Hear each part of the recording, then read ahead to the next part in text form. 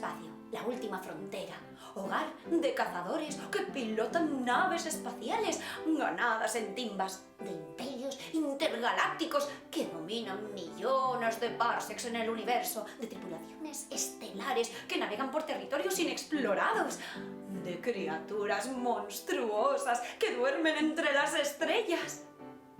Y en estos vastos e indómitos universos, ¿dónde reside la igualdad, el feminismo y el empoderamiento de la mujer? Pues os lo voy a desvelar ahora mismo, en los libros de una escritora que nos dejó en el año 2018, a los 88 años, Úrsula K. Le Guin, la creadora de historias de ciencia ficción tan fantásticas como La mano izquierda de Dios o la saga fantástica de Terramar. Hay una película de los estudios Ghibli. Úrsula nació en Berkeley, en California, el 21 de octubre de 1929. Era la más pequeña de 4 hermanos. Sus padres eran antropólogos.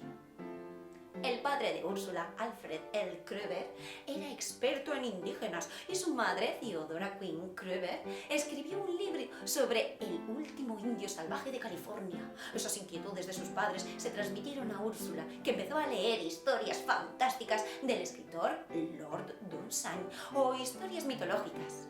Pero lo que más le gustaba a nuestra protagonista eran los relatos de los autores que escribían en revistas de ciencia ficción.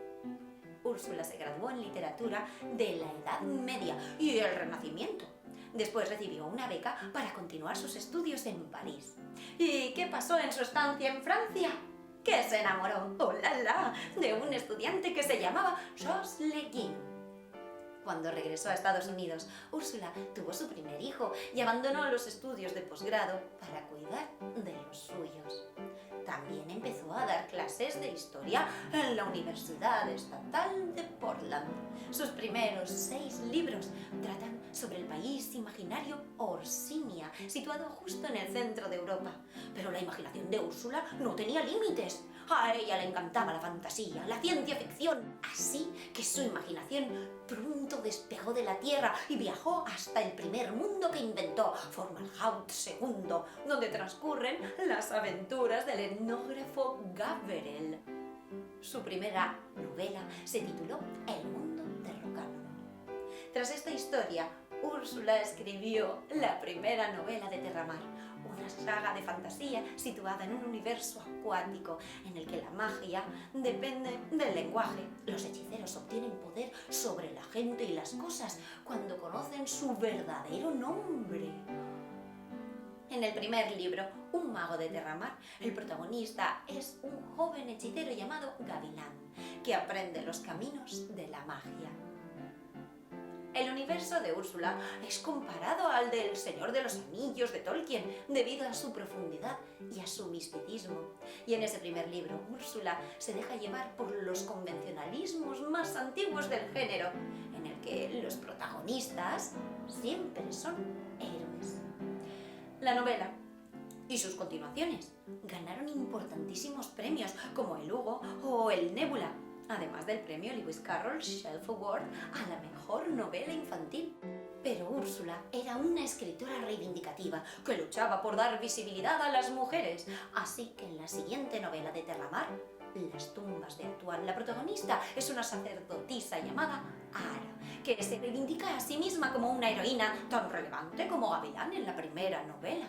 La editorial que publicó estos libros consideró esas historias como para público juvenil, pero Úrsula construyó un universo tan rico que sus novelas fueron leídas por pequeños y grandes, algo parecido a lo que pasó con las novelas del famoso mago Harry Potter.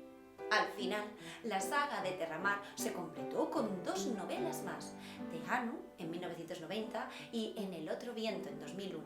Además, la colección de relatos Cuentos de Terramar. En 1969 se publica una de sus novelas más importantes, La mano izquierda de la oscuridad. Es considerada una de las historias más importantes de la ciencia ficción feminista. Trata de un terrícola de Queden que llega al planeta Invierno. En ese mundo los habitantes son seres que pueden cambiar de sexo, eligiendo ser hombres o mujeres. Durante 3 semanas las criaturas tienen un género neutro. y al cabo de 7 días pueden escoger lo que serán en el futuro. Las novelas de ciencia ficción de Ursula Le Guin suelen situarse siempre en un grupo de mundos distintos que se unen formando una confederación de planetas. Entre esos mundos está Geden, invierno, o los planetas gemelos de su siguiente novela, Los Desposeídos. Esta historia habla de dos formas de gobernar. Por un lado, una sociedad capitalista que pisotea a los pobres. Y por otro, una sociedad imposible, en la que todas las personas viven oprimidas. Al final de la historia, Úrsula plantea que la sociedad perfecta no es ni una ni otra, sino que hay que buscar un punto intermedio que complazca a todas y a todos. La siguiente novela de Úrsula es La Rueda del Cielo y trata de un superhombre que es capaz de cambiar la realidad con la mente. El conflicto de la historia aparece cuando su psicólogo le influye para que sea su propia realidad la que prevalezca. En ese momento, aquel mundo se convierte en un caos. Le Guin imaginó nuevos planetas y realidades, creó culturas ancestrales que daban forma a un universo diferente en el que la mujer se convertía en protagonista y se igualaba al hombre. Mundos en armonía con la naturaleza. También criticó el protagonismo del hombre en la literatura que más disfrutaba, el género fantástico, y trató de explicar el comportamiento humano a lo largo de su obra. Úrsula fue una auténtica filósofa que luchó para dignificar la fantasía y el género de la ciencia ficción. Sus últimos libros, Cuatro caminos hacia el perdón, publicado en 1995, y El relato, publicado en el año 2000, están narrados desde una perspectiva feminista. En ellos, las mujeres se rebelan a las leyes, a la sociedad, y se convierten en las protagonistas. Pero a la vez, la obra de Ursula K. Le Guin nos habla de compasión, de lo importante que es respetar la naturaleza para que ésta, a su vez, nos respete a todas y a todos.